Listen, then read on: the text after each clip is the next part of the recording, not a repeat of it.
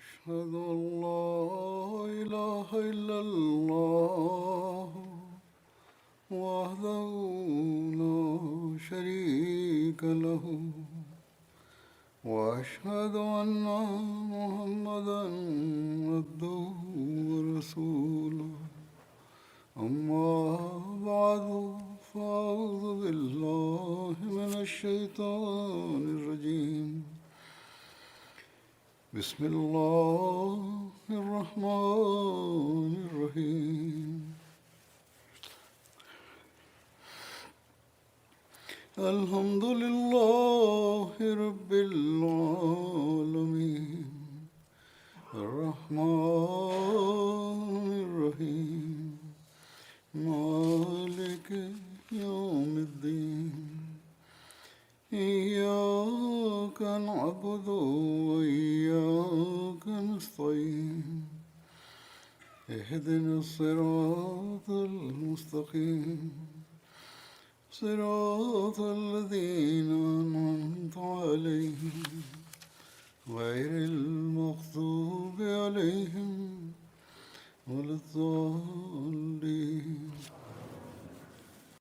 அல்லாஹ் ஹதரத் வாக்களிக்கப்பட்ட மசி அலைஹிஸ்ஸலாத்து வஸ்ஸலாம் அவர்களுக்கு அன்னார் இவ்வுலகிலிருந்து விடைபெறும் நேரம் நெருங்கிவிட்டது என்ற செய்தியை தெரிவித்த போது அன்னார் ஜமாத்தை பார்த்து கூறினார்கள், அல்லாஹ் இருவிதமான வல்லமையை வெளிப்படுத்துகிறான்.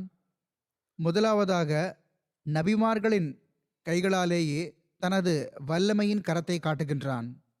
இரண்டாவதாக நபியின் வஃபாத்திற்கு பிறகு துன்பங்களை எதிரிடும் நிலை உருவாகிறது.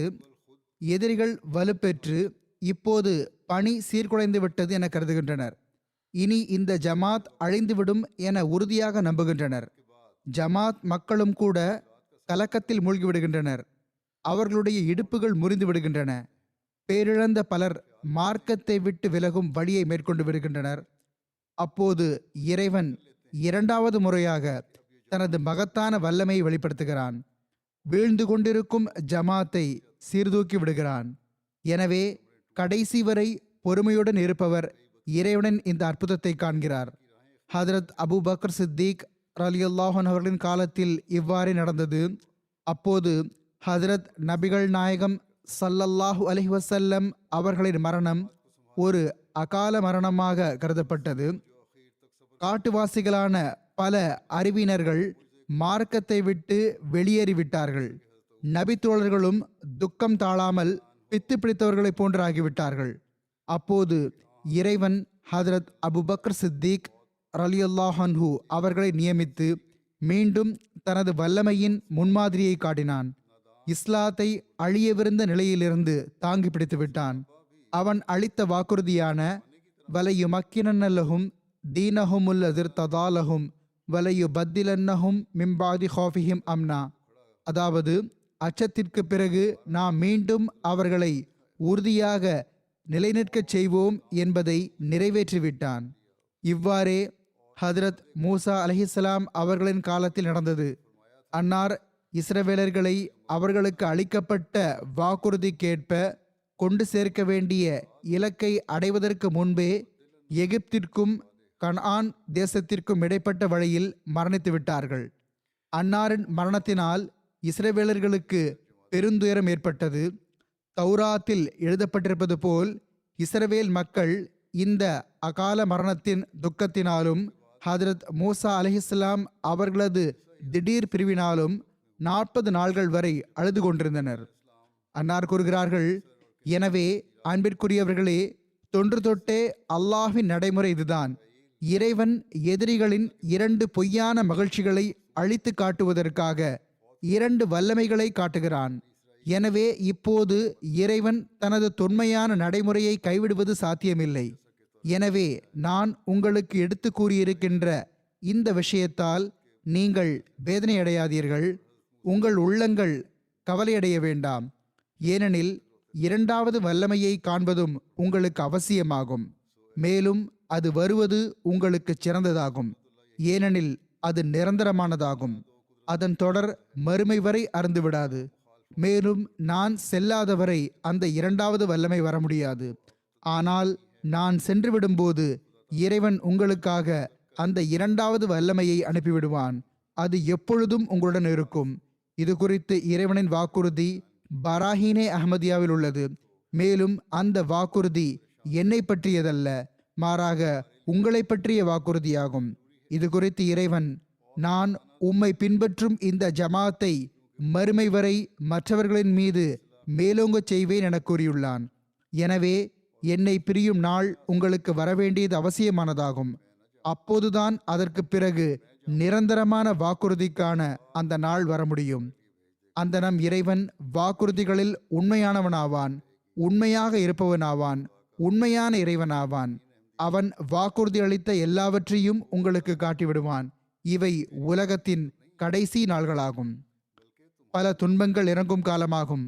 ஆனாலும் இறைவன் தெரிவித்திருக்கின்ற அந்த செய்திகள் அனைத்தும் நிறைவேறும் வரை இந்த உலகம் கண்டிப்பாக நிலை பெற்றிருக்கும்.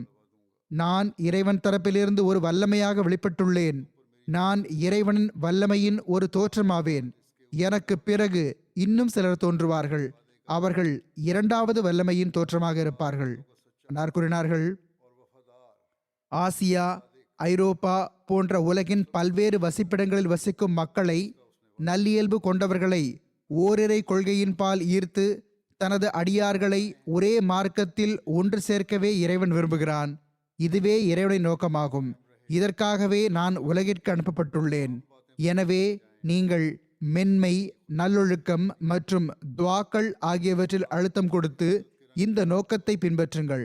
ஆக ஹதரத் வாக்களிக்கப்பட்ட மசி அலைஹிஸ்ஸலாத்து வஸ்ஸலாம் அவர்கள் வஃபாத்தான பிறகு அல்லாஹ் தன்னுடைய வாக்குறுதிகளுக்கு ஏற்ப ஜமாத்தை முதல் ஹலீஃபத்துல் மசி ஹசரத் ஹக்கீம் மௌலானா நூருத்தீன் ரலியல்லாஹு தஆலா அன்ஹு அவர்களின் கையில் ஒன்றிணைத்தான்.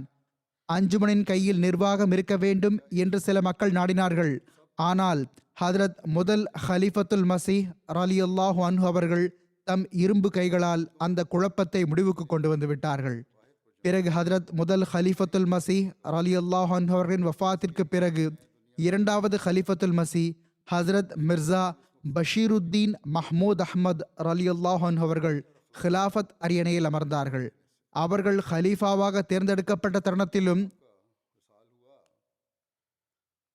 தம்மை அறிவிலும் புத்திசாலித்தனத்திலும் மிக பெரியவர்களாக கருதிய சில மக்கள் குழப்பத்தை எழுப்புவதற்கு முயற்சி செய்தனர். ஹிலாஃபத் தேர்தலை முழுமையாக தடுத்து நிறுத்த முடியாவிட்டாலும் சில மாதங்கள் வரை ஒத்திவைக்கலாம். இவ்வாறு தமக்கு ஜமாத்தில் பிரிவினையை உண்டாக்குவதற்கு சந்தர்ப்பம் கிடைத்துவிடும் என்பது அவர்களுடைய முயற்சியாக இருந்தது. ஆனால் அல்லாஹ் மீண்டும் தனது வாக்குறுதிக்கு ஏற்ப நம்பிக்கை கொண்டவர்களின் ஜமாத்தை ஒரு கையில் ஒன்றிணைத்து விட்டான். ஹிலாஃபத்தை எதிர்த்தவர்களும் நயவஞ்சகர்களும் தோல்வியை தழுவினர். அல்லாஹ்வின் அருளினால் அன்னாரது ஹிலாஃபத் ஏறத்தாழ 52 ஆண்டுகளை தழுவியிருந்தது. உலகத்தில் மிஷன் ஹவுஸ்கள் திறக்கப்பட்டன. ஜமாத்தின் நிர்வாக வடிவம் உறுதியானது. இவை அனைத்தும் அன்னாரது ஹிலாஃபத் காலகட்டத்தில் நடைபெற்றது. பிறகு அன்னாரின் மறைவுக்கு பிறகு மூன்றாவது ஹிலாஃபத் காலகட்டம் ஆரம்பமானது. மூன்றாவது ஹலீஃபத்துல் மசி ஹசரத் மிர்சா நாசர் அஹ்மத் ரஹிமஹுல்லாஹு தஆலா அவர்கள் அல்லாஹ்வின் உதவி ஆதரவால் ஹிலாஃபத்தின் அந்தஸ்தில் அமர்ந்தார்கள்.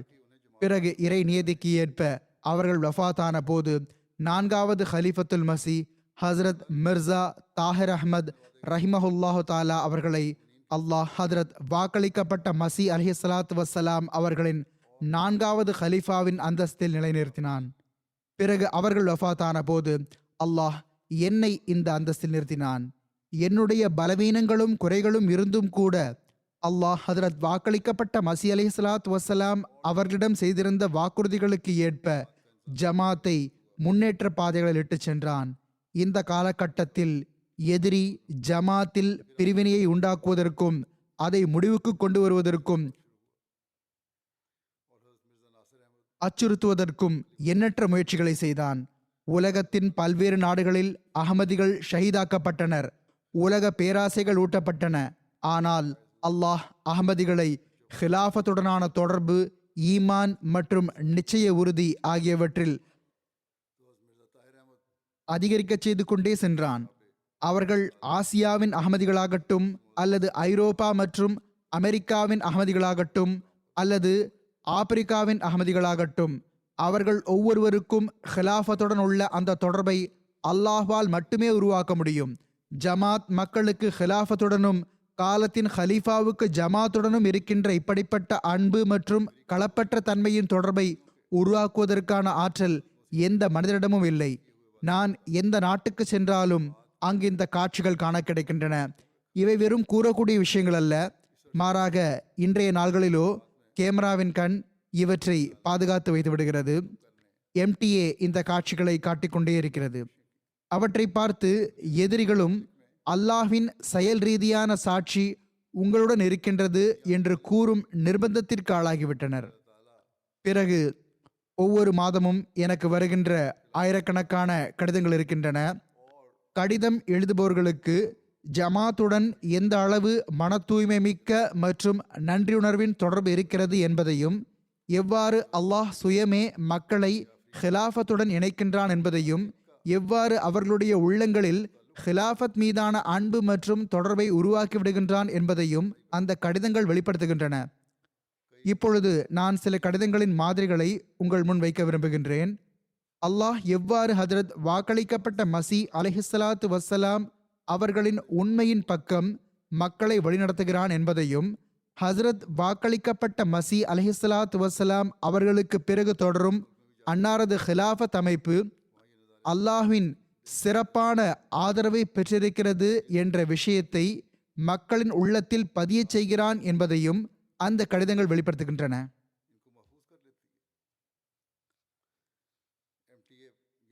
தன்சானியாவில் மோன்சே என்றொரு மண்டலம் உள்ளது. அங்கிருந்து மௌல்லிம் அறிக்கை அனுப்பியுள்ளார். அவர் எழுதுகிறார், ஒரு நாள் ஃபஜர் தொழுகைக்கு பிறகு முபல்லிகுடன் நாங்கள் ஜமாத் மக்களை சந்திக்க சென்றோம். லுஹர் தொழுகைக்கு முன்பு நாங்கள் பள்ளிக்கு திரும்பி வந்தபோது பள்ளியில் படிக்கட்டில் ஒரு பெண்மணியை பார்த்தோம். நலம் விசாரித்த போது அவர் துவா செய்ய வைக்க வந்திருப்பது தெரிய வந்தது. அநேகமாக ஜமாத் அல்லாத முஸ்லிம்கள் ஓதி ஊதக்கூடிய வழிமுறையை மேற்கொள்வது போன்று நாமும் செய்வோம் என்று அவர் நினைத்திருந்தார் போல.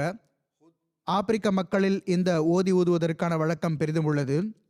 எனவே முரப்பி சாஹிப் அவர்களுக்கு ஜமாத்தின் போதனைகளை தெரியப்படுத்தினார். எவ்வாறு இருப்பினும் அவர்களுக்காக அங்கு துவாவும் செய்து வைத்தார். அந்த பெண்மணி கூறினார், எனக்கு கனவுகள் வருகின்றன. அவற்றில் நீளமான தாடியை உடைய கோதுமை நிறத்தையுடைய ஒரு மனிதர் இந்த முரபி சாஹிப் மார்க்கத்தை புரிய வைப்பது போன்றே எனக்கு மார்க்கத்தை புரிய வைப்பார். இதை கேட்டு அவருக்கு அஹமதியா ஜமாத் அறிமுகம் செய்து வைக்கப்பட்டது. ஹதரத் அக்தஸ் மசீஹ் மவுத் அலைஹிஸ்ஸலாத்து வஸ்ஸலாம் அவர்கள் மற்றும் ஹலீஃபாக்களின் புகைப்படங்கள் காட்டப்பட்டன.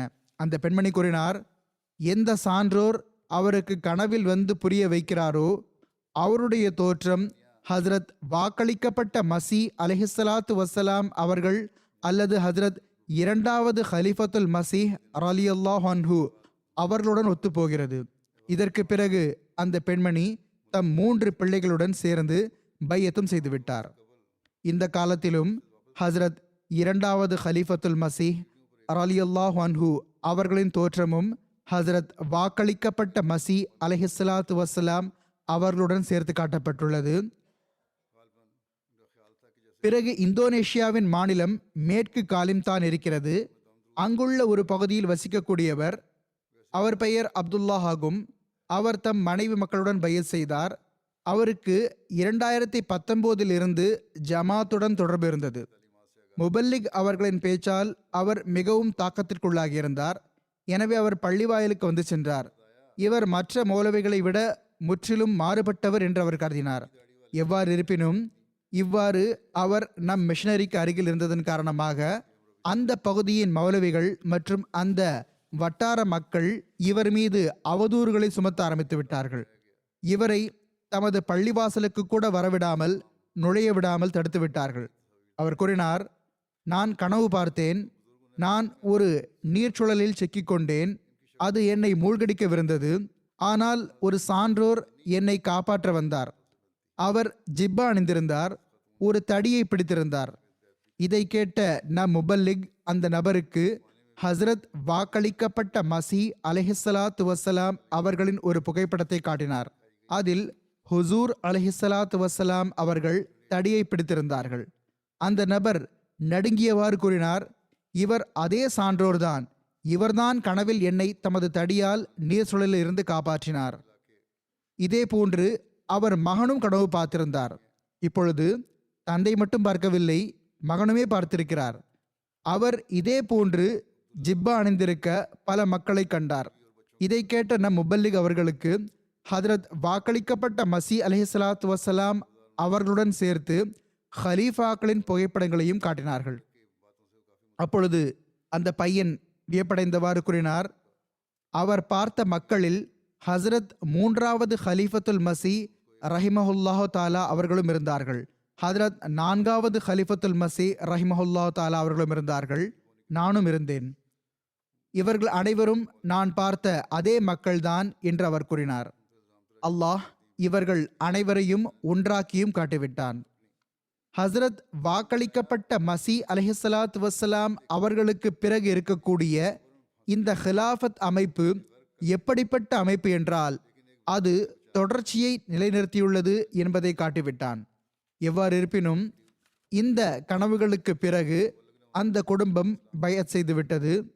உண்மையான துடிப்பு இருந்தால் பிறகு இவ்வாறு அல்லாஹ் வழிநடத்தி விடுகிறான். பிறகு இந்தோனேஷியாவின் தெற்கு மாநிலத்தில் பாரோ என்ற ஒரு இடம் இருக்கிறது. அவர்கள் கூறுகிறார்கள், அமீர் சாஹிப் எழுதுகிறார்கள், ஒருமுறை முபல்லிக் பள்ளிவாயிலில் ஃபஜ்ர் தொழுகை தொழ வைத்துக் கொண்டிருந்தார்கள். அப்போது ஒரு நபர் ஜமாத்தான தொழுகையில் கலந்து கொள்வதற்காக வந்தார். அவர் கூறினார், அவர் வேறு இடத்திலிருந்து இங்கு தன் மனைவியின் உறவினரை சந்திக்க வந்திருந்தார். உரையாடலுக்கு இடையில் அவர் தன் இறந்த கால வாழ்வை பற்றி கூறினார். அது கஷ்டங்களால் நிறைந்திருந்தது. அவர் கூறினார், ஒருமுறை கஷ்டமான நிலையில் இருக்கும்போது அவர் ஒரு கனவு பார்த்தார். வெள்ளை நிற தலைப்பாகை மற்றும் தாடி வைத்திருந்த ஒரு சான்றோரை சந்தித்தார். கனவில் தலைப்பாகை அணிந்திருந்த சான்றோர் இவரிடம் 40 நாட்கள் வரை ஒவ்வொரு ஃபஜ்ர் தொழுகையிலும் சதக்கா கொடுக்கும் இடத்தில் சதக்கா போட்டுக்கொண்டே இருந்தால் கஷ்டங்கள் அகன்றுவிடும் என்று கூறினார்கள்.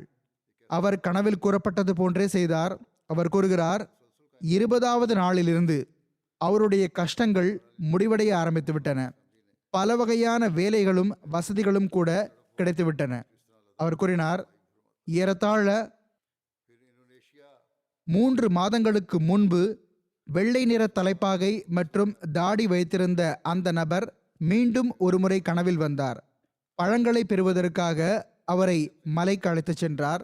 மேலும் எவர்கள் தமக்குள் இறையச்சத்திற்கான அடையாளங்களை வெளிப்படுத்துகிறார்களோ அவர்களுக்கு மட்டுமே இந்த கனவை கூற வேண்டும் என்று கூறினார். இதற்கு பிறகு முபல்லிக் அவருக்கு ஹலீஃபாக்களின் புகைப்படங்களை காட்டினார்கள். அப்போது அந்த நபர் ஆச்சரியத்துடன் ஹஜ்ரத் 4வது ஹலீஃபத்துல் மசி ரஹிமஹுல்லாஹு தாலா அவர்களின் புகைப்படத்தை சுட்டிக்காட்டியவாறு, இந்த நபரை நான் பார்த்திருக்கிறேன் என்று கூறினார். எனவே இந்த நபர் பையத் செய்து அகமதியத்தில் இணைந்து விட்டார். பிறகு மாலி நாட்டில் வசிக்கக்கூடிய ஒரு பெண்மணி இருக்கிறார். அவருடைய பெயர் சராஜி ஆகும். அவரை பற்றி உள்ளூர் முபல்லிக் கூறுகிறார்கள், மிகவும் களப்பற்றவராவார். அக்கம்பக்கத்தில் உள்ள கிராமங்களில் எங்கெல்லாம் தப்லீக் நிகழ்ச்சியை பற்றி கேள்விப்படுகிறாரோ அங்கு என்னை சைக்கிளில் அமர வைத்து அழைத்துச் செல்லுங்கள் என்று தம் பிள்ளைகளுக்கு கூறுவார். அகமதி ஆவதற்கு முன்பு அவர் கனவில் 2 குரல்களை கேட்டு வந்ததாக அவர் கூறுகிறார். ஒன்று, என் ஹுத்பாவுடன் தஷஹுத் மற்றும் சூரா ஃபாத்திஹாவை நான் ஓதக்கூடிய திலாவத்தின் ஓசை. 2வது, அங்குள்ள முபல்லிக் முஆஸ் சாஹிப் அவர்களின் தப்லீகின் ஓசையாகும். எனக்கு கனவில் வருகின்ற இந்த குரல்கள் யாருடையவை என்று நான் கவலை அடைந்து வந்தேன். இப்பொழுது ஜமாத்தின் ரேடியோ நிகழ்ச்சி ஆரம்பமானது. அவர் ரேடியோவில் எனது குத்பாவை கேட்டார், திலாவத்தை கேட்டார், மற்ற தப்லீக் நிகழ்ச்சிகளை பார்த்தார். அப்போது நான் கேட்டு வந்த அதே குரல்கள்தான் இவை என்று கூற ஆரம்பித்தார். எனவே இந்த விஷயமே அவர் அகமதியத்தை ஏற்றுக்கொள்வதற்கு காரணமாக அமைந்தது. கேமரூன் என்ற இன்னொரு நாடு உள்ளது. அங்குள்ள அறிக்கையும் இருக்கிறது. அப்துர் ரஹ்மான் பேலா என்ற ஓர் இளைஞர் தான் அகமதியான சம்பவத்தை எடுத்துரைக்கிறார். அவர் கூறுகிறார், சில ஆண்டுகளுக்கு முன்பு நான் கனவில் 2 சான்றோர்களை பார்த்தேன். அவர்களில் ஒருவர் என்னிடம், நீ என்ன செய்கிறாய் என்று கேட்டார். நான் நகரத்தில் மோட்டார் சைக்கிள் ஓட்டி சவாரிகளை அழைத்துச் செல்கிறேன், இவ்வாறு என் வாழ்வை கழிக்கிறேன் என்று கூறினேன். அப்பொழுது இரண்டாவது நபர் என்னிடம், மோட்டார் சைக்கிளை விடுங்கள், இங்கு வந்து தொழுங்கள் என்று கூறினார்.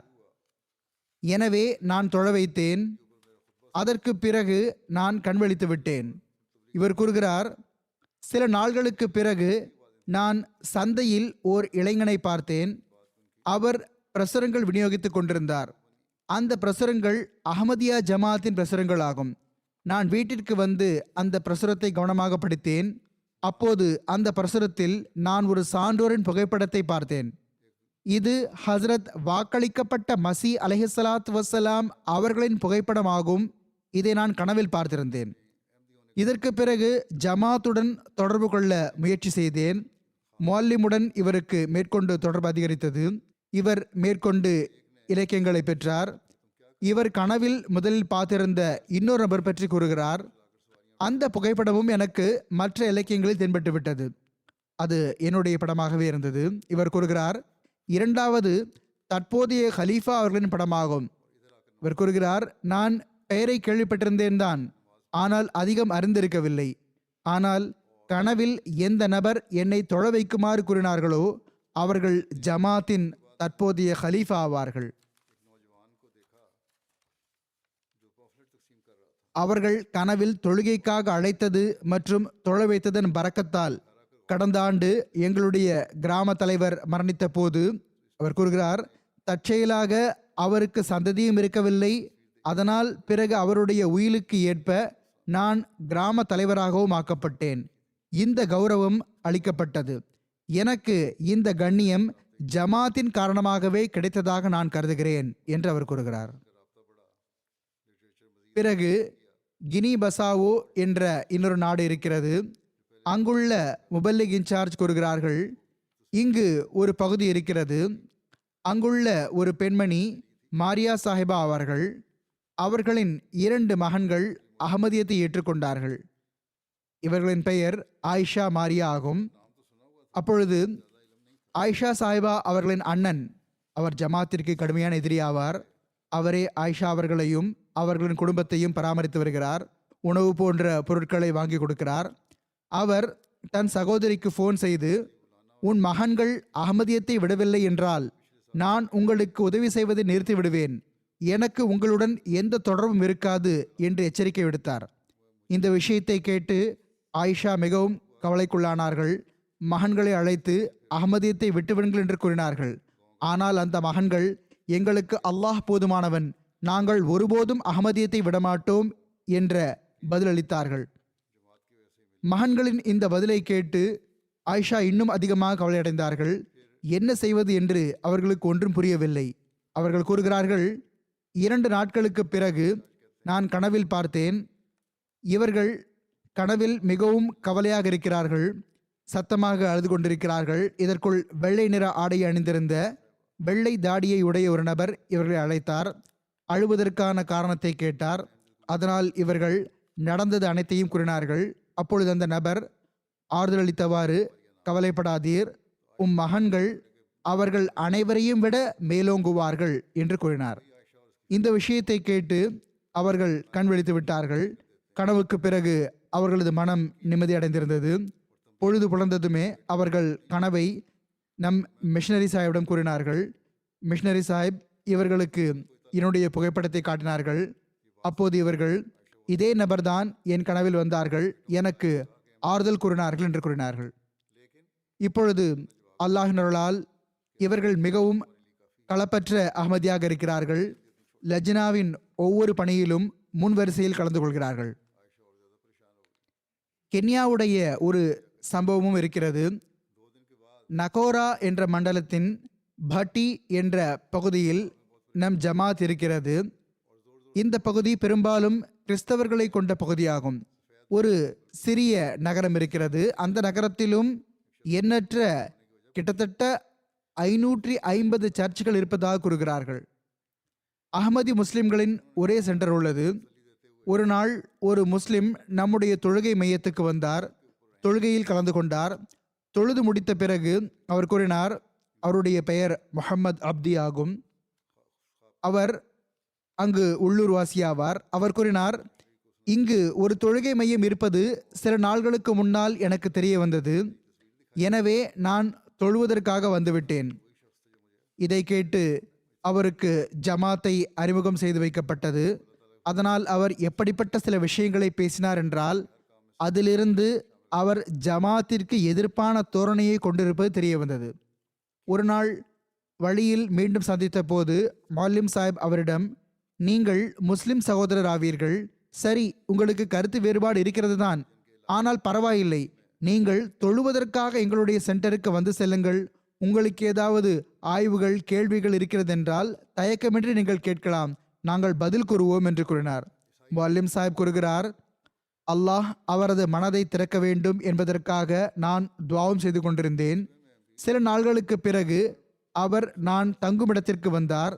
அந்த நபருடைய பெயர் முஹம்மது அப்தி ஆகும். அப்பொழுது வீட்டில் எம்டிஏ ஓடிக்கொண்டிருந்தது. அங்கு எம்டிஏவில் என்னுடைய ஹுத்பா போடப்பட்டிருந்தது. அவர் நீண்ட நேரம் வரை மிகவும் கவனத்தோடு கேட்டுக்கொண்டிருந்தார். ஹுத்பா முடிவடைந்த போது, நான் பையத் செய்ய விரும்புகிறேன் என்று அவர் கூறினார். மௌலிம் சாஹிப் கூறுகிறார், அதனால் எனக்கு மிகவும் வியப்பு ஏற்பட்டது. வெளிப்படையில் இவர் எதிரியாக இருந்தார். திடீரென்று எப்படி இந்த மாற்றம் ஏற்பட்டு விட்டது? ஆக அவர் பையத் செய்த போது அவரிடம் அதற்கான காரணத்தை கேட்டேன். அதற்கு அவர் கூறினார், கடந்த இரவின் முந்தைய பகுதியில் நான் கண் விழித்த போது நான் வெளியில் முற்றத்திற்கு வந்தேன். திடீரென்று என்னுடைய பார்வை வானத்தின் பக்கம் பட்டது. அப்பொழுது ஒளிமிக்க ஒன்று எனக்கு தென்பட்டது. அது என் உள்ளத்தில் மிகவும் ஆழமான மதிப்பச்சத்தையும் தாக்கத்தையும் ஏற்படுத்தியது. இப்பொழுது நான் தங்களிடம் வந்தபோது, இங்கு நான் ஹலீஃபா அவர்களின் ஹுத்பாவை பார்த்தபோது இரவு இருந்த அந்த படம் என் சிந்தனையில் முழுமை பெற்றது. இப்பொழுது நான் முழு குடும்பத்தோடு பையத் செய்கிறேன், ஜமாத்தில் இணைகிறேன். இப்பொழுது பாருங்கள், எவ்வாறு ஓர் எதிரிக்கு அல்லாஹ் அஹ்மதியத்தின் உண்மையை மட்டும் வெளிப்படுத்தவில்லை, அதற்கும் மேற்பட்டு அவருடைய உள்ளத்தில் ஹிலாஃபத்துடன் தொடர்பையும் உருவாக்குகிறான். இது எந்த ஒரு மனித முயற்சியாலும் நடைபெற முடியாது. கேம்ரூன் என்ற இன்னொரு நாடு இருக்கிறது. அங்கு மர்வா என்ற ஒரு நகரம் இருக்கிறது. அங்கு பள்ளி ஆசிரியர் சுலைமான் சாஹிப் கூறுகிறார்கள், நான் கேபிள் டிவியில் எம்டிஏவின் ஒரு நிகழ்ச்சியை பார்த்தேன். அதில் அஹ்மதியா ஜமாத்தின் ஹலீஃபா பிள்ளைகளின் கேள்விகளுக்கு பதிலளித்துக் கொண்டிருந்தார்கள். ஒரு பிள்ளை யுக்ரைன் மற்றும் ரஷ்யாவுக்கு இடையிலான போர் தொடர்பாக கேள்வி கேட்டார். அப்போது அஹ்மதியா ஜமாத்தின் இமாம் அவர்கள் மிகவும் நல்ல தோரணையில் எளிமையான வழிமுறையில் பதிலளித்தார்கள். மேலும் இதையும் கூறினார்கள், நான் உலகத்தின் ஆற்றல்களில் பெரும் ஆற்றல் மிக்க நாடுகளின் தலைவர்களுக்கு கடிதங்கள் எழுதியுள்ளேன்.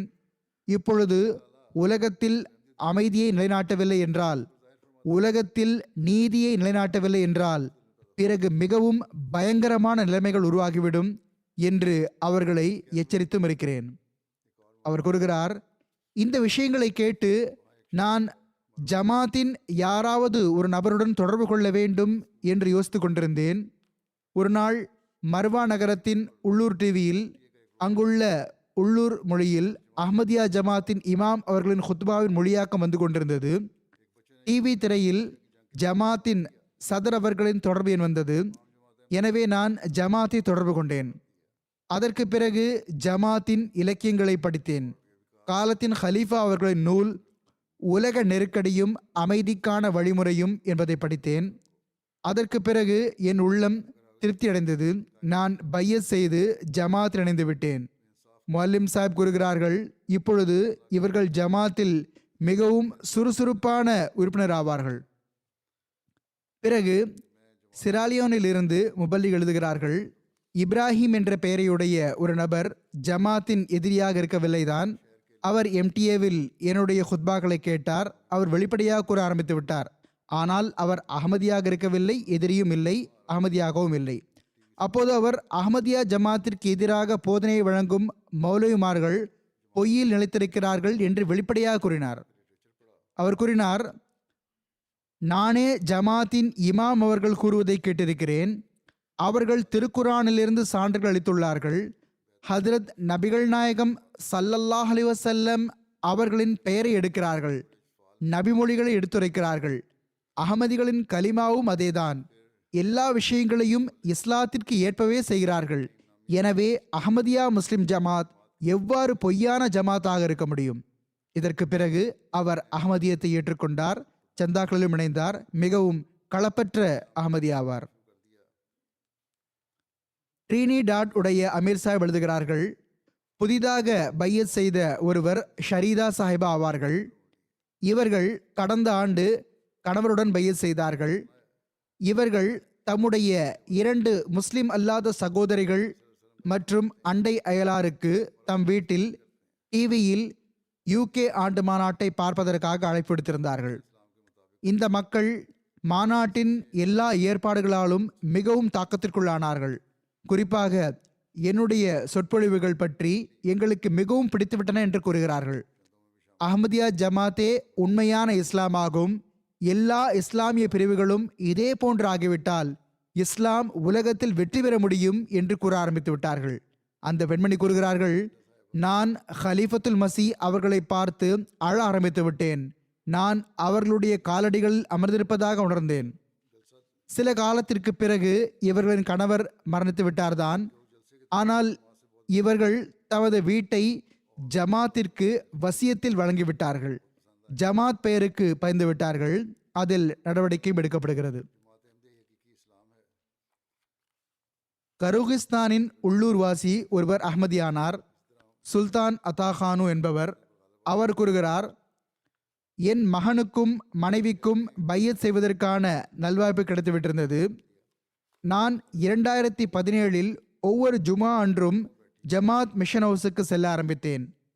நானும் என் மனைவியும் வண்டியில் ஜும்மா தொழுகைக்காக எங்கள் ஜமாத்தின் மிஷனுக்கு செல்லும்போது ஏறத்தாழ 12 கிலோமீட்டர் பயணத்தில் நாங்கள் எப்பொழுதும் ஹலீஃபத்துல் மசி அவர்களின் ஹுத்பாவுடைய ரெக்கார்டிங்கை கேட்டுக்கொண்டே இருப்போம். நான் இந்த ஹுத்பாக்களை கேட்டபோதெல்லாம் அதற்கு பிறகு என்னுடைய உணர்வுகள் மிகவும் வலுப்பெற்று வந்தன. ஆக இந்த ஆண்டு மே மாதம் 2ஆம் தேதி அருளுக்குரிய புனித ரமலான் மாதத்தின் நிறைவில் பெருநாள் அன்று நான் பையத் செய்தேன். இது கடந்த வருட விஷயமாகும். அவர் கூறுகிறார், நான் இதை முதலில் கூற விரும்பியிருந்தேன்.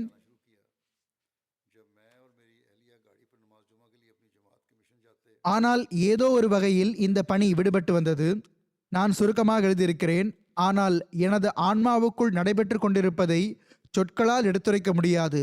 நான் ஒவ்வொரு தொழுகையிலும் அல்லாஹ்விடம் இஸ்லாம் தொடர்பாக அறிவை அதிகரிக்குமாறு துவா செய்கிறேன். ஒவ்வொரு ஜுமா தொழுகையும் எனக்கு தொடர்ச்சியாக ஏதாவது ஒன்றை புதிதாக வெளிப்படுத்திக் கொண்டே இருக்கிறது. பேரா கோயாவின் ஒரு பெண்மணி இருக்கிறார்கள், லேசாவா என்பவர். அவர்கள் கூறுகிறார்கள், அல்லாஹ் ஒவ்வொருவருக்கும் நேர்வழியை வழங்குவதற்கான பல்வேறு வழிகளை உருவாக்கி வைத்திருக்கிறான். இஸ்லாம் அகமதியத்தை நோக்கிய எனது பயணம் கொரோனா தொற்று நோயின் போது ஆரம்பமானது. ஓய்வு நேரத்தில் ஏதாவது மொழியை கற்றுக்கொள்ள வேண்டும் என்று நான் நினைத்தேன். எனவே நான் ஆன்லைனில் அரபு மொழியை கற்றுக்கொள்ள ஆரம்பித்து விட்டேன். அரபு மொழி மூலமாகவே எனக்கு இஸ்லாம் தொடர்பாகவும் பல விஷயங்கள் தெரிய வந்தன. மேலும் நான் படிக்க ஆரம்பித்து விட்டேன். ஒரு நாள் ஃபேஸ்புக்கின் அக்கௌண்டை திறந்தேன். அப்போது அங்கு காஃபி கேக் அண்ட் இஸ்லாம் என்ற தலைப்பில் பள்ளியில் ஒரு நிகழ்ச்சியில் கலந்து கொள்வதற்கான அழைப்புதல் வந்திருந்தது. நான் என்னை பதிவு செய்து கொண்டேன். நேரத்திற்கு சென்று விட்டேன். அங்கு முரபியை சந்தித்தேன். அவர்களின் மனைவியை சந்தித்தேன். பள்ளிவாசலில் அரபு மக்கள் மட்டும்தான் நுழைய முடியும் போல என்று முதலில் என் சிந்தனையில் சந்தேகங்களும் ஐயங்களும் இருந்தன. ஆனால் அங்கு சென்று இஸ்லாம் தொடர்பாக எந்த விஷயங்கள் தெரிய வந்தனவோ அவை எனக்கு முற்றிலும் புதிதாக இருந்தன. இஸ்லாத்தில் மார்க்க விவகாரத்தில் எந்த நிர்பந்தமும் இல்லை என்பதும், இஸ்லாம் முழுக்க முழுக்க அமைதி மற்றும் சமாதானத்திற்கான மார்க்கமாகும் என்பதும் எனக்கு தெரிய வந்தது. அன்று இரவு நான் பள்ளிவாசலிலிருந்து வெளியே வந்தபோது என் கையில் திருக்குரான் இருந்தது. அதற்கு பிறகு எனக்கு முரபி சாஹிப் அவர்களின் மனைவியோடு நிரந்தரமான தொடர்பு இருந்தது. நான் அவர்களிடம் பல கேள்விகளை கேட்டேன். அவர்களுடைய வாராந்திர வகுப்புகளில் கலந்து கொள்ள ஆரம்பித்து விட்டேன். நான் முழு தொழுகையை மரணம் செய்ய வேண்டும், கற்க வேண்டும் என்று எனக்கு ஓர் இலக்கை நிர்ணயித்து கொண்டேன். இவ்வாறு 2 மாதங்கள் கழிந்துவிட்டன. நான் ஒவ்வொரு நாளும் நிற்கும் போதும் அமரும் போதும் இஸ்லாம் தொடர்பாகவே சிந்தித்து வந்தேன். ஒரு நாள் என் கணவர் என்னை பள்ளிவாசலிலிருந்து அழைத்து செல்ல வந்திருந்தார். திரும்பிச் செல்லும்போது, இன்று நான் இன்ன விஷயங்களை கற்றுக்கொண்டேன் என்று அவருக்கு கூறிக்கொண்டிருந்தேன். அப்பொழுது கணவர் என்னிடம், நீ ஏன் முஸ்லிமாக ஆவதில்லை என்று கேட்டார். இதை கேட்டு நான் முற்றிலும் மௌனமாகிவிட்டேன். என்னுடைய கண்களில் கண்ணீர் வந்துவிட்டது. ஏனென்றால் அந்த நேரத்தில் நான் என் வாழ்வில் முஸ்லிமாகிவிட வேண்டும் என்று மட்டுமே விரும்பிக் கொண்டிருந்தேன். ஆனால் எனக்கு இது மிகப்பெரிய தீர்மானமாக இருந்தது. எவ்வாறு இருப்பினும் அதற்கு பிறகு நான் அஹ்மதி முஸ்லிமாக ஆவதாக தீர்மானித்தேன். நான் ஜமாத்தை பற்றி மேற்கொண்டு தகவல்களை பெற்றேன், ஆராய்ச்சி செய்தேன், கேள்விகளை கேட்டேன். முறையாக காலத்தின் ஹலீஃபா அவர்களின் ஹுத்பாக்களை கேட்டேன். பிறகு நான் சரியான வழியில் இருக்கிறேன் என்று எனக்கு உறுதியாகிவிட்டது. எங்களிடம் நேர்வழி இருக்கிறது. எங்களிடம் ஓர் இமாம் இருக்கிறார். அவர் எங்கள் மீது அக்கறை கொள்கிறார், எங்களுக்கு வழிகாட்டுகிறார், எங்களுக்காக துவாக்கள் செய்கிறார். நான் இன்னும் அதிகம் கற்க வேண்டி இருக்கிறது தான். ஆனால் அஹ்மதியா ஜமாத் தொடர்பாக என் உள்ளம் திருப்தியடைந்து விட்டது. இந்த பெண்மணியின் பையத்துக்கு சில மாதங்களுக்கு பிறகு இவர்களின் கணவரும் பைய செய்து விட்டார். இப்பொழுது இவர்கள் அங்கு பேரகோயே ஜமாத்தின் மிகவும் களப்பற்ற மற்றும் சுறுசுறுப்பான உறுப்பினராக இருக்கிறார்கள். பிறகு கோங்கோ கன்சாஷா என்ற ஒரு இடம் இருக்கிறது. அங்கு மகோவா என்ற ஒரு நகரம் இருக்கிறது. அதற்கு அருகிலேயே ஒரு சிறிய இடம் இருக்கிறது, நகரம் அல்லது கிராமம். அங்கு அஹமத் பட்டாலு சாஹிப் என்ற ஒரு நபர் இருக்கிறார். அவர் தமது குடும்ப உறுப்பினர்கள் 8 பேருடன் சேர்ந்து பையத் செய்தார். இன்னும் கூறுவதாயின் அதற்கு பிறகு அவர் தப்லீகும் செய்ய ஆரம்பித்து விட்டார். அவர் செய்த தப்லீகின் விளைவால் இன்னும் 62 பேர் ஜமாத்தில் இணைந்தார்கள். அந்த தோழர் கூறுகிறார், அஹமதியா ஜமாத்தில் இணைந்ததற்கான மிகப்பெரிய காரணம் காலத்தின் ஹலீஃபாவின் இருப்பும் ஹிலாஃபத் அமைப்பும் ஆகும். அமீர் சாஹிப் கூறுகிறார்கள், நான் அவருக்கு ஆன்லைனில் திருக்குரான் ஓதி கொடுக்கிறேன். அவர் கூறுகிறார், அவர் அஹமதியா ஜமாத்தில் இணைவதற்கு முன்னால் சன்னி முஸ்லிமாக இருந்தார். ஆனால் அந்த வருடங்களில் தன்னிடமே இவ்வாறு கேள்விகள் கேட்டு வந்தார். ஏன் சன்னி முஸ்லிம்கள் வெறுப்பை பரப்புகிறார்கள்? இரண்டாவது, ஏன் அவர்களிடம் இவ்வளவு கருத்து வேறுபாடு இருக்கிறது? இவர்கள் உண்மையில் நிலை பெற்றிருக்கிறார்கள் என்றால் ஏன் இவர்களுக்கு இவர்கள் பின்பற்றக்கூடிய ஓர் இமாம் இல்லை? இந்த மன போராட்டங்களுக்கு இடையில் MTA-வில் காலத்தின் ஹலீஃபா அவர்களின் ஹுத்பாக்களுடன் எனக்கு தொடர்பு ஏற்பட்டது. எனக்குள் ஓர் ஓசை கூறியது, மிர்சா குலாம் அஹ்மத், ஹஸ்ரத் மிர்சா குலாம் அஹ்மத் அலைஹிஸ்ஸலாம் அவர்கள் உண்மையாளர் ஆவார்கள். ஆனால் இரண்டாவது ஓசை, எல்லா முஸ்லிம்களும் ஏன் அகமதிகளை காஃபிர்கள் என்று கூறுகிறார்கள் என்று கூறி வந்தது. கடைசியில் தன்சானியாவில் ஓர் அஹ்மதி சகோதரரோடு எனக்கு தொடர்பு ஏற்பட்டது. பிறகு பிரான்சில் ஓர் அஹ்மதி நண்பரோடு தொடர்பு ஏற்பட்டது. கடைசியில் அந்த பகுதியின் முபல்லிக் முஸம்மில் அவர்களுடன் தொடர்பு ஏற்பட்டது. இந்த தோழர்கள் அனைவரும் எனக்கு ஜமாத் நூல்களை வாசிப்பதற்காக கொடுத்தார்கள். அவற்றை படித்ததற்கு பிறகு, ஆய்வு செய்ததற்கு பிறகு நான் பையத் செய்து விட்டேன். அதற்கு பிறகு இவர்கள் அங்கு தமது பகுதியிலும் தப்லீக் செய்தார்கள். அங்கும் இவர்களுடைய தப்லீகால் ஜமாத் அதிகரித்தது. கோங்கோ கன்சாஷா உடைய அமீர் சாஹிப் கூறுகிறார்கள், அங்கு மேத்தம் வானி தைபு சாஹிபா இருக்கிறார்கள். இவர்கள் உவேரா ஜமாத்தை சேர்ந்தவர் ஆவார்கள். 82 வயதாகிறது. இவர்கள் கூறுகிறார்கள், நான் முஸ்லிமாக இருந்தேன், ஆனால் 42 வயதில் கிறிஸ்தவளாகிவிட்டேன். ஏனென்றால் என் மகன் ஒரு சர்ச்சில் பாதிரியாராக இருந்தான். ஒரு நாள் ரேடியோவில் ஹலிஃபத்துல் மசீஹ் அவர்களின் ஒரு ஹுத்பாவின் பிரெஞ்சு மொழியாக்கத்தை கேட்டுக்கொண்டிருந்தேன். அதை கேட்டதுமே அவர்கள் மிஷன் ஹவுஸுக்கு ஃபோன் செய்து, நான் காலத்தின் இமாமிடம் பையத் செய்ய விரும்புகிறேன் என்று கூறினார்கள். தன் மகனிடம், நான் மரணிக்கும் பொழுது என் ஜனாசாவை அஹமதியா ஜமாத் தொழ வைக்கட்டும் என்று கூறினார்கள். கேமரூனின் முபல்லிக் இன்சார்ஜ் கூறுகிறார்கள், அங்கு மர்வாவில் இருந்து உமர் ஜுபைர் சாஹிப் என்ற ஒரு தோழர் 2022ஆம் ஆண்டு கேமரூன் ஆண்டு மாநாட்டில் கலந்து கொள்வதற்காக வந்திருந்தார். அவர் மொல்லிம் சாஹிப் அவர்களுக்கு தான் அகமதியான விவரங்களை கூறினார். உமர் சாஹிப் கூறுகிறார்கள், MTA ஆப்பிரிக்காவின் மூலமாக எனக்கு ஜமாத்தை பற்றி அறிமுகம் கிடைத்தது. நான் மிகவும் ஆர்வத்துடன் ஹலிஃபத்துல் மசி அவர்களின் ஜுமா ஹுத்பாக்களை கேட்டு வந்தேன். ஒவ்வொரு ஹுத்பாவோடும் எனக்கு ஜமாத்துடன் தொடர்பு அதிகரித்து கொண்டே சென்றது. என் அறிவும் வளர்ந்து கொண்டே சென்றது. நவம்பர் 2021 முதல் ஹுத்பாவில் ஹலிஃபத்துல் மசி அவர்கள் தஹ்ரீக்கே ஜதீதுடைய சம்பவங்கள் மற்றும் தியாகங்களை எடுத்துக் கூறினார்கள். அப்பொழுது எங்கு மக்கள் இந்த அளவு இஸ்லாத்திற்காக தியாகம் செய்கிறார்களோ இந்த ஜமாத் இறைவன் தரப்பிலிருந்து வந்திருக்கிறது என்பதை இறைவன் எனக்கு வெளிப்படுத்தி விட்டான். இந்த விஷயத்தால் என் உள்ளத்திற்கு முழு திருப்தி கிடைத்துவிட்டது. நான் பையத் செய்து ஜமாத் இணைந்து விட்டேன். இதற்கு பிறகு நான் மிகவும் மன நிறைவும் மகிழ்ச்சியும் பெற்றுள்ளேன். சிராலியோனின் வாட்டர்லோவின் அங்குள்ள முரப்பி அல்ஃபா சாஹிப் கூறுகிறார்கள், கடந்த ஆண்டு என் ஹுத்பாவை MTA மூலமாக கேட்பதற்கு அல்ஃபா சாஹிப் அவர்களுக்கு அழைப்பு விடுக்கப்பட்டது. தம் குடும்பத்துடன் ஹுத்பா கேட்க வந்தார்கள். ஹுத்பாவை கேட்டு மிகவும் தாக்கத்திற்குள்ளானார்கள். 8 உறுப்பினர்களை கொண்ட முழு குடும்பமும் பையத் செய்து ஜமாத்தில் இணைந்து விட்டார்கள். இறையருளால் ஜமாத்தில் இணைந்ததற்கு பிறகு மிகவும் உள தூய்மையுடன் ஜமாத் தொண்டுகளில் பங்கு கொள்கிறார்கள். அங்கு பள்ளிவாசல் மறுசீரமைப்பு பணி நடந்தபோது இவர்கள் முழு நேரமும் வக்காரை அமல் செய்தார்கள். கூலி ஆட்களை போன்று பணிபுரிந்தார்கள். இவர்கள் நஃபில் நோன்புகளையும் வைக்கிறார்கள். மக்களுக்கான இஃப்தாருக்கான ஏற்பாட்டையும் செய்து கொடுக்கிறார்கள். வங்காளதேசத்தின் அமீர் சாஹிப் எழுதுகிறார்கள், ஜமாத்தின் தப்லீக் செயலருக்கு இங்கு சொந்தமாக ஓர் அச்சகம் இருக்கிறது. அதில் பிலால் எனும் பெயரையுடைய ஓர் இளைஞர் பணிபுரிகிறார். அந்த இளைஞருக்கு ஜமாத் அறிமுகம் ஆன போது அவர் நம் தலைமையக பள்ளிவாயலுக்கு வர ஆரம்பித்து விட்டார். அங்கு அவருக்கு என்னுடைய சொற்பொழிவுகளை கேட்பதற்கான சந்தர்ப்பம் கிடைத்தது. சில காலத்திற்கு பிறகு அவர் பைய செய்து விட்டார். ஆனால் அவர் மனைவி பைய செய்திருக்கவில்லை. இவர்களுக்கு திருமணமாகி 7 ஆண்டுகள் கழிந்து விட்டிருந்தன. ஆனால் சந்ததி ஏதும் இருக்கவில்லை. இவர் தன் மனைவியிடம், அல்லாஹ் நமக்கு சந்ததியை தருவதற்காக ஹலீஃபத்துல் மசி அவர்களிடம் துவாவுக்காக எழுதுவோம். மக்கள் எழுதுகிறார்கள், நாமும் எழுதி பார்ப்போம் என்று கூறினார்.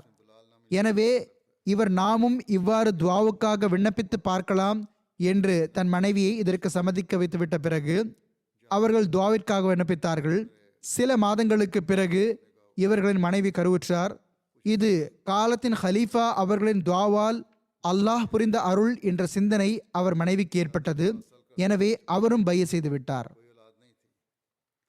பெல்ஜியமின் அமீர் சாஹிப் கூறுகிறார்கள், அங்கு மராகஷி எனும் தோழர் ஒருவர் இருக்கிறார். அவர் ஒரு நீண்ட காலமாக அகமதியத்தை பற்றி ஆய்வு செய்து பிறகு பைய செய்தார். அவர் கூறுகிறார், நான் குழந்தை பருவத்திலிருந்தே பல அறிஞர்களுடன் நேரத்தை கழித்திருக்கிறேன். ஆனால் ஹலீஃபத்துல் மசி அவர்களின் ஹுத்பாக்கள் திருக்குர்ஆனுக்கு விளக்க உரையாக மட்டுமே அல்ல, அதற்கும் மேற்பட்டு மனிதனை அல்லாஹுக்கு அருகில் கொண்டு செல்கின்றன. இந்த ஹுத்பாக்களை கேட்ட பிறகு எனக்கு தொழுகைகளில் இன்பம் ஏற்பட ஆரம்பித்து விட்டது. இறைவன் எனக்கு உண்மையான கனவுகளையும் காட்டிவிட்டான். அகமதியத் என் வாழ்க்கையை புரட்டி போட்டு விட்டது. இவர் இந்த விஷயத்தை கூறும்போது கண்ணீர் வெடிக்க ஆரம்பித்து விடுகிறார். சிராலியோனின் முரப்பி கெனாமா கூறுகிறார்கள், ஒரு இடத்தில் 500க்கும் மேற்பட்ட அகமதி அல்லாதவர்கள் ஒன்று கூடியிருந்தார்கள். அங்கு ஒரு நபர் எழுந்து நின்று, அகமதிகளே இஸ்லாத்தின் உண்மையான வழியில் இருக்கிறார்கள். நாம் அவர்களை வெறுக்கிறோம். ஏனென்றால் அவர்கள் எப்பொழுதும் உண்மையை கூறுகிறார்கள். ஒன்று வெள்ளையாக இருக்கிறது என்றால் அவர்கள் அதை வெள்ளை என்றே கூறுகிறார்கள். ஆனால் ஒன்று கருப்பாக இருந்தால் நாம் அதை வெள்ளை என்று கூறுகிறோம். இதன் காரணமாகவே நம்மிடம் தூய்மையும் ஒற்றுமையும் இல்லை என்று கூறினார். அதே பகுதியின் ஓர் இமாம் சாஹிபும் எழுந்தார். அவர் கூறினார், நீங்கள் அகமதிகளின் ஹலீஃபாவின் ஹுத்பாக்களை கேட்டால் உங்களுக்கு இஸ்லாத்தின் சரியான போதனையை பற்றி தெரிந்துவிடும். நான் அகமதியத்தை ஏற்கவில்லைதான், ஆனால் ஒவ்வொரு ஜுமா நாளிலும் நான் அவர்களின் ஹலீஃபாவின் ஹுத்பாவை கேட்கிறேன்.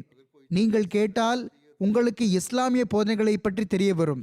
ஹுத்பா முடிவதை உங்கள் உள்ளம் விரும்பாது.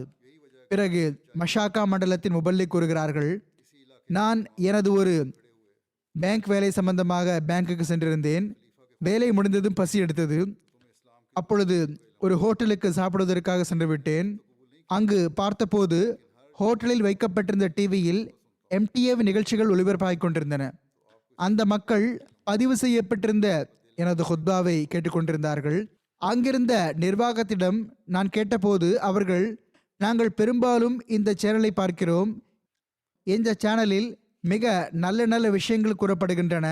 அவை எங்களுக்கு பலனளிக்கக்கூடியவையாக இருக்கின்றன. மேலும் எங்களுக்கு இந்த சேனலை பார்ப்பது நன்றாக இருக்கிறது என்று கூறினார்கள். ஆக இவ்வாறும் அல்லாஹ் ஜமாத்தின் தப்லீகுக்கும் ஏற்பாடு செய்து கொண்டிருக்கிறான். அந்நியர்களுக்கு ஹிலாஃபத்தின் முக்கியத்துவத்தை தெளிவுபடுத்துகிறான். மாலியின் முபல்லிக் உமர் முவாஸ் சாஹிப் எழுதுகிறார்கள், இங்குள்ள கெனி மண்டலத்தின் ஓர் உறுப்பினர் ஜாலா சாஹிப் ஆவார். அவர் கூறினார், ஒரு விபத்தின் காரணமாக அவருடைய கால் எலும்புகள் உடைந்துவிட்டன. அவர் அதற்கான பல சிகிச்சை செய்து கொண்டார். நாட்டு மருத்துவம் மட்டுமல்லாமல் டாக்டர்களிடமும் காட்டினார். பல மாதங்கள் கழிந்த பிறகும் கூட எலும்புகள் ஒன்று சேரவில்லை. இனி அவருடைய எலும்பு ஒன்று சேராது என அவரும் அவர் உறவினர்களும் மிகவும் நிராசையடைந்தார்கள். அவர் கூறுகிறார், ஒருமுறை கனவில் 5வது ஹலீஃபத்துல் மசி அவர்கள் இவருக்காக துவா செய்வதை கண்டார். அவர் கூறுகிறார், நான் கனவிலேயே அவர்களின் துவாவில் உடனுக்குடன் ஆமீன் கூறி வந்தேன். இதற்கு பிறகு நான் சுயநினைவுக்கு வந்தபோது நான் ஆமீன் என்று கூறி என்னுடைய கைகளை என் கால்கள் மீது தடவினேன். அவர் கூறுகிறார், அதற்கு பிறகு அல்லாஹ் என் மீது அருள் புரிந்தான். எலும்புகள் ஒன்று சேரவில்லை என்று ஏற்பட்டிருந்த அந்த நிராசை அகன்றது. அது மெதுமெதுவாக ஒன்று சேர ஆரம்பித்தது. இப்போது அல்லாஹ் அருளால் நான் முற்றிலும் நலமாக உள்ளேன். என்னுடைய கால் எலும்புகள் ஒரு காலத்தில் உடைந்தன என்று எவராலும் கூற இயலாது. எனவே இந்த வகையிலும் அல்லாஹ் ஹிலாஃபத்துடன் தொடர்பை உறுதியாக்குவதற்கான ஏற்பாட்டை செய்கிறான். அந்நியர்கள் மீது என்ன தாக்கம் ஏற்படுகிறது? கோங்கோ கன்ஷாசாவின் அமீர் சாஹிப் எழுதுகிறார்கள், அல்லாஹின் அருளால் கோங்கோவில் ஜமாத்தின் ரேடியோ ஸ்டேஷன் மட்டுமல்லாமல் 23 உள்ளூர் எஃப்எம் ரேடியோக்கள் மூலமாக வாராந்திர தப்லீக் நிகழ்ச்சிகள், தப்லீக் தர்பியத் நிகழ்ச்சிகள் மற்றும் எனது ஜுமா பேரூரை முறையாக ஒளிபரப்பப்படுகின்றன. பந்தோனோவின் 2 உள்ளூர் தொலைக்காட்சி நிலையங்களில் ஹுத்பா நேரடியாக ஒளிபரப்பப்படுகிறது. அதற்கான நல்ல ஃபீட்பேக் கிடைக்கிறது. உள்ளூர் கிறிஸ்தவ டாக்டர் சாஹிப் ஒருவருடன் ஒரு நாள் வழியில் சந்திப்பு நிகழ்ந்தது. அப்போது அவர் கூறினார், நான் உங்கள் இமாமின் ஹுத்பாவை கேட்கிறேன். அவர்கள் மிகவும் தாக்கம் ஏற்படுத்துகிற வகையில் முன்வைக்கிறார்கள். நீங்கள் உள்ளூர் மொழியிலும் இதை மொழியாக்கம் செய்யுமாறு நான் உங்களிடம் கேட்டுக்கொள்கிறேன். அவ்வாறு அதிகமான மக்கள் இதிலிருந்து பயன்பெறுவார்கள். ஆக இந்த வகையிலும் அல்லாஹ் இஸ்லாம் அகமதியத்தின் தூது செய்தியை எட்ட வைப்பதற்கான ஏற்பாட்டை செய்கிறான். காலத்தின் ஹலீஃபா அவர்களின் குரலை மக்கள் வரை எட்ட வையுங்கள் என்று அந்நியர்கள் இந்த விஷயத்தின் பக்கம் கவனம் ஊட்டுகிறார்கள். இவ்வாறு நிலம் சமன்படுத்தப்படுகிறது. ஒரு காலம் வரும், அப்போது அவர்களுடைய உள்ளங்களும் திறக்கும் இன்ஷா அல்லாஹ். இவர்கள் அஹமதியத் மற்றும் உண்மை இஸ்லாத்தை அடையாளம் கண்டு கொள்வார்கள். எனவே ஹிலாஃபத்துடன் பரக்கத் எப்போதும் இருப்பதற்கான வாக்குறுதியை அல்லாஹ் ஹதரத் மசீஹ் மௌத் அலைஹிஸ்ஸலாத்து வஸ்ஸலாம் அவர்களுக்கு அளித்துள்ளான். அது எவ்வளவு வினோதமான முறையில் நிறைவேறுகிறது என்றால் மனிதனின் சிந்தனையால் அதை சூழ முடியாது. நம்மவர்கள் மற்றும் அந்நியர்களின் இந்த சம்பவங்கள் அல்லாஹ்வின் அடையாளங்கள், அஹ்மதியா ஹிலாஃபத்துடனான அல்லாஹ்வின் ஆதரவுகள் மற்றும் ஹஸ்ரத் ரசூலுல்லாஹ் ஸல்லல்லாஹு அலைஹி வஸல்லம் அவர்களின் அடிமைத்துவத்தில் வந்து உலகை ஒரே சமுதாயமாக ஆக்கவிருந்த ஹஸ்ரத் வாக்களிக்கப்பட்ட மசி அலைஹிஸ்ஸலாத்து வஸ்ஸலாம் அவர்களின் உண்மைத்துவத்துக்கு இது சான்று இல்லை என்றால் வேறு என்ன? அஹ்மதியா ஜமாத் மட்டும்தான் ஹிலாஃபத் அமைப்பின் கீழ் இன்று முழு உலகிலும் இஸ்லாத்தின் முன்னேற்றம் மற்றும் தப்லீகுக்கான வேலைகளை செய்கிறது. பாதகமான சூழ்நிலையிலும் நாம் காணும் இந்த முன்னேற்றங்கள் அல்லாஹ்வின் செயல் ரீதியான சாட்சிக்கான சான்றுதானே, இல்லை என்றால் வேறு என்ன? ஆனால் எவருடைய கண்கள் குருடாக இருக்கின்றனவோ அவருக்கு தென்படுவதில்லை, தென்படவும் முடியாது. இன்ஷா அல்லாஹு தாலா அஹ்மதியா ஜமாத் அல்லாஹ்வின் வாக்குறுதிகளுக்கு ஏற்ப மற்றும் ஹஸ்ரத் நபிகள் நாயகம் ஸல்லல்லாஹு அலைஹி வஸல்லம் அவர்களின் முன்னறிவிப்பிற்கேற்ப, அதாவது ஹஸ்ரத் வாக்களிக்கப்பட்ட மசி அலைஹிஸ்ஸலாத்து வஸ்ஸலாம் அவர்களிலிருந்து ஆரம்பமாகும்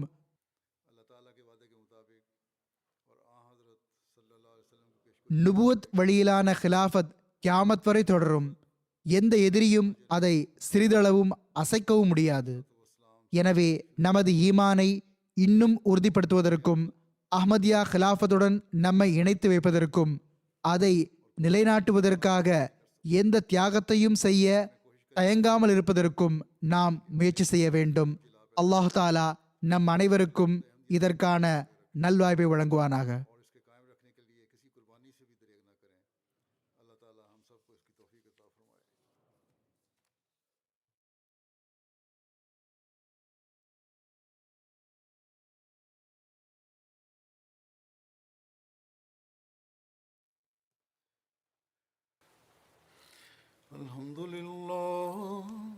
الحمد لله نحمده ونستعينه ونستغفره ونؤمن به ونتوكل عليه ونعوذ بالله من شرور أنفسنا ومن سيئات أعمالنا من يهده الله فلا مضل له ومن يضلل فلا هادي له ونشهد أن لا إله إلا الله ونشهد أن محمدا عبده ورسوله عباد الله رحمكم الله إن الله يأمر بالعدل والإحسان وإيتاء ذي القربى وينهى عن الفحشاء والمنكر والبغي يعظكم لعلكم تذكرون اذكروا الله يذكركم وادعوه يستجب لكم ولذكر الله أكبر.